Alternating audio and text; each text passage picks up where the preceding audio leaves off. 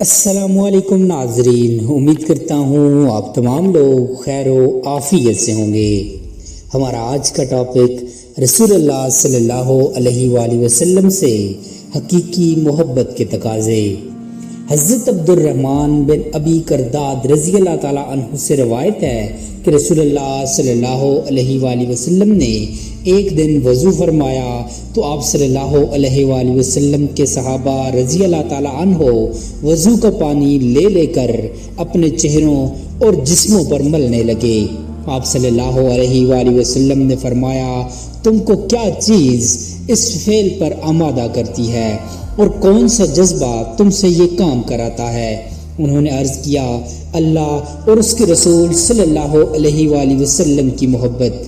ان کا یہ جواب سن کر آپ صلی اللہ علیہ وآلہ وسلم نے فرمایا، جس شخص کو یہ بات پسند ہو کہ اس کو اللہ اور اس کا رسول صلی اللہ علیہ وآلہ وسلم سے حقیقی محبت ہو، یا یہ کہ اللہ اور اس کے رسول صلی اللہ علیہ وآلہ وسلم اس سے محبت کرے، تو اسے چاہیے کہ جب وہ بات کرے تو ہمیشہ سچ بولے، اور جب کوئی امانت اس کے سپرد کی جائے تو ادنا خیانت کے بغیر اس کو ادا کرے، اور جس کے پڑوس میں اس کا رہنا ہو اس کے ساتھ بہتر سلوک کرے۔ آپ صلی اللہ علیہ وآلہ وسلم نے انہیں وہ 3 عمل بتائے جو اللہ اور اس کے رسول صلی اللہ علیہ وآلہ وسلم کی محبت کا باعث ہیں۔ غور کرنے کا مقام ہے کہ آپ صلی اللہ علیہ وآلہ وسلم ان کے اس عمل پر نہ تو پسندیدگی کا اظہار کیا اور نہ ہی ناراض ہوئے۔ پسندیدگی کا اظہار تو اس لیے نہیں کیا، عقیدت پر اکتفائے عمل میں کوتاہی کا باعث بنتا ہے، اور سہل پسند نفس اس بات کو کافی سمجھتا ہے کہ اس کا تعلق کسی خدا رسیدہ بزرگ کے ساتھ ہے، اور یہ بات اس کو دوسری ضروری اعمال کے بجا لانے میں سست کر دیتی ہے، جو کہ اسلامی تعلیمات کے خلاف ہے۔ اسلام تو عمل پر زور دیتا ہے۔ رسول اللہ صلی اللہ علیہ وآلہ وسلم امت کو یہ بات سکھانا چاہتے تھے کہ اللہ اور اس کے رسول صلی اللہ علیہ وآلہ وسلم کے ساتھ محبت کا تقاضا یہ ہے کہ اسلامی اخلاق و اقتدار کو اپنایا جائے۔ عقیدت کے اظہار کا یہی بہترین طریقہ ہے۔ یہی وجہ ہے کہ رسول اللہ صلی اللہ علیہ وآلہ وسلم اس بات کو پسند نہ کرتے تھے کہ آپ صلی اللہ علیہ وآلہ وسلم کسی محفل میں جائیں تو اہل محفل کھڑے ہو کر عقیدت کا اظہار کریں۔ اسی طرح اس موقع پر بھی آپ صلی اللہ علیہ وآلہ وسلم نے پسندیدگی کا اظہار نہیں کیا، اور ان کے وضو کے پانی کو دوسرے لوگ عقیدتاً استعمال کریں۔ صحابہ رضی اللہ تعالیٰ عنہ کے اس عمل پر ناپسندیدگی کا اظہار رسول اللہ صلی اللہ علیہ وآلہ وسلم نے اس لیے نہیں کیا کہ آپ صلی اللہ علیہ وآلہ وسلم کے وضو کا مستعمل پانی پاک تھا اور اس سے فائدہ اٹھایا جا سکتا تھا۔ عام لوگوں کے وضو کا مستعمل پانی پاک نہیں رہتا، کیونکہ وضو کے پانی کے ساتھ جہاں اعضاء کی گرد و غبار یا میل کچیل شامل ہو جاتی ہے، وہاں ہاتھ، پاؤں، آنکھوں اور کانوں وغیرہ کے صغیرہ گناہ بھی پانی میں مل کر اس سے آلودہ اور ناقابل استعمال بنا دیتے ہیں، مگر رسول اللہ صلی اللہ علیہ وآلہ وسلم کے اعضاء تو نورانیت سے بھرپور تھے۔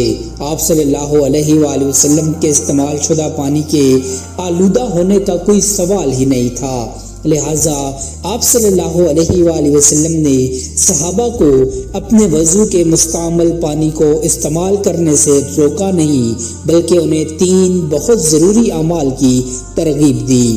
پہلی بات یہ کہ ہمیشہ سچ بولیں، کیونکہ جھوٹ کبیرہ گناہ ہے جو کئی دوسرے گناہوں کا سبب بنتا ہے۔ یہ بہت بڑی اخلاقی کمزوری ہے۔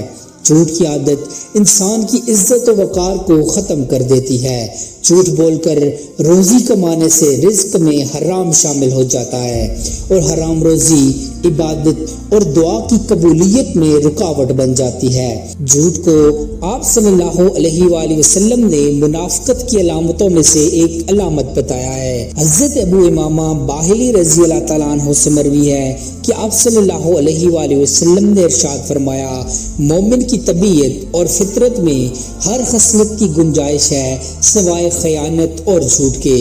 ایک حدیث میں ہے کہ رسول اللہ صلی اللہ علیہ وآلہ وسلم نے فرمایا، جھوٹ سے دور رہو، بے شک جھوٹ بولنے کی عادت آدمی کو سرکشی اور نافرمانی کے راستے پر ڈال دیتی ہے اور سرکشی دوزخ تک پہنچا دیتی ہے۔ پس آپ صلی اللہ علیہ وآلہ وسلم نے اس موقع پر بھی اپنی عقیدت مندوں کو ہمیشہ سچ بولنے کی تلقین فرمائی۔ دوسری بات، رسول اللہ صلی اللہ علیہ وآلہ وسلم نے یہ ارشاد فرمائی کہ جب تمہارے پاس امانت رکھی جائے تو وہ پوری کی پوری واپس لوٹاؤ۔ گویا آپ صلی اللہ علیہ وآلہ وسلم نے خیانت کے ارتکاب سے روکا اور امانت داری اپنانے کی تلقین کی۔ خیانت بہت بڑی اخلاقی برائی ہے۔ آپ صلی اللہ علیہ وآلہ وسلم نے منافقت کی علامتوں میں سے ایک علامت خیانت کو قرار دیا۔ امانت داری کا مفہوم بہت وسیع ہے۔ ہر معاہدہ امانت ہے اور اس کی پابندی نہ کرنا خیانت ہے۔ اپنے فرائض منصبی میں کوتاہی کا ارتکاب بھی خیانت ہے۔ کسی حقدار کو اس کے حق سے محروم کرنا خیانت ہے۔ ایک آدمی کسی دوسرے کے ساتھ رازداری کی باتیں کرتا ہے تو اس بات کا ذکر دوسروں کے سامنے کرنا خیانت ہے۔ الغرض کسی بھی ذمہ داری کے پورا کرنے میں کوتاہی کرنا امانت میں خیانت کرنا ہے۔ رسول اللہ صلی اللہ علیہ وآلہ وسلم کے مستعمل پانی کو جسم پر لینے والے صحابہ کرام رضی اللہ تعالیٰ عنہ کو تیسری بات آپ صلی اللہ علیہ وآلہ وسلم نے یہ ارشاد فرمائی کہ اپنے ہمسائے کے ساتھ اچھا رویہ رکھیں۔ ہمسائے کے ساتھ حسن سلوک کے متعلق حضرت عائشہ رضی اللہ تعالیٰ عنہ سے مروی ہے کہ آپ صلی اللہ علیہ وآلہ وسلم کا ارشاد ہے، جبرائیل علیہ السلام پڑوسی کے حق کے بارے میں مجھے برابر تاکید کرتے رہے، یہاں تک کہ میں خیال کرنے لگا کہ وہ اس کو وارث قرار دے دیں گے۔ ایک موقع پر تو رسول اللہ صلی اللہ علیہ وآلہ وسلم نے 3 دفعہ اللہ کی قسم کھا کر فرمایا، اللہ کی قسم وہ شخص صاحب ایمان نہیں، اللہ کی قسم وہ شخص صاحب ایمان نہیں، اللہ کی قسم وہ شخص صاحب ایمان نہیں۔ صحابہ نے عرض کیا، یا رسول اللہ صلی اللہ علیہ وآلہ وسلم کون؟ آپ صلی اللہ علیہ وآلہ وسلم نے فرمایا کہ جس کا پڑوسی اس کی شرارتوں سے محفوظ و ممنون نہ ہو۔ ہمسایہ ہر وقت کا ساتھی ہوتا ہے، اگر اس کی طرف سے برا سلوک ہو رہا ہو تو زندگی اجیرن ہو جاتی ہے۔ اس کے برعکس اگر ہمسائے آپس میں حسن سلوک کے ساتھ رہ رہے ہوں تو دونوں کو چین اور سکون میسر ہوگا۔ وقت پڑنے پر ایک ہمسایہ دوسرے ہمسائے کا ہمدرد اور غم گسار ہوگا۔ حقوق ہمسایہ کے بارے میں ایک دفعہ رسول اللہ صلی اللہ علیہ وآلہ وسلم نے ارشاد فرمایا کہ جو شخص اللہ اور یوم آخرت پر ایمان رکھتا ہو اس کے لیے لازم ہے کہ اپنے پڑوسی کے ساتھ اکرام کا معاملہ کرے۔ ہمسائے کی تکلیف اور آرام کا خیال رکھنا بہت ضروری ہے۔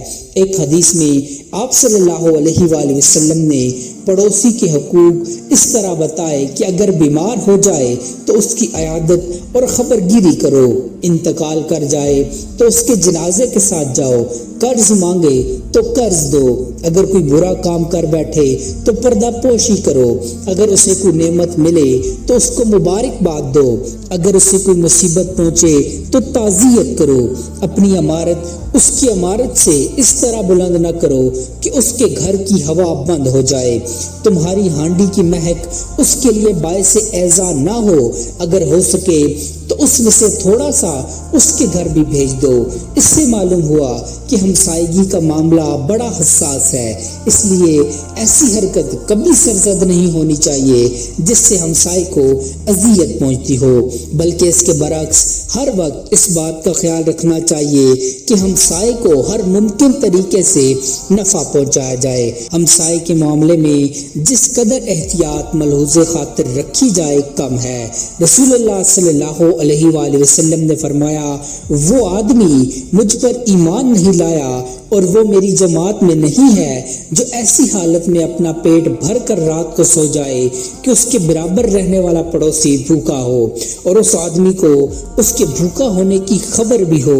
اللہ تعالیٰ سے دعا ہے کہ اللہ تعالیٰ ہمیں دین اسلام کو سیکھنے اور اس پر عمل کرنے کی توفیق عطا فرمائے۔ آمین۔